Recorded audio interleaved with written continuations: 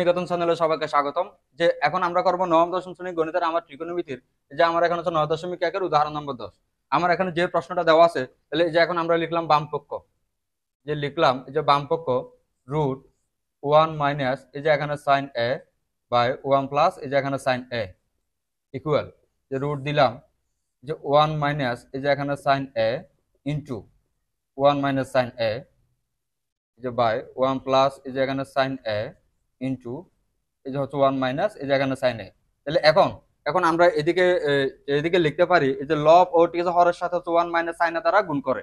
এখন রুট এই যে এখানে দেওয়া আছে হচ্ছে 1 - সাইন এ, 1 - সাইন এ যদি গুণ করি, যে এখানে কত হয় 1 - সাইন এ যে হোল স্কয়ার।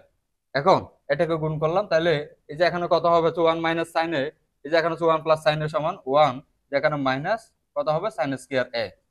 এখন রুট দিলাম 1 - এই যে এখানে সাইন এ হোল স্কয়ার। এখন এই যে এখানে দেওয়া আছে এই যে 1 - সাইন স্কয়ার সমান আমরা লিখতে পারি কস স্কয়ার এ, কস স্কয়ার এ ইকুয়াল।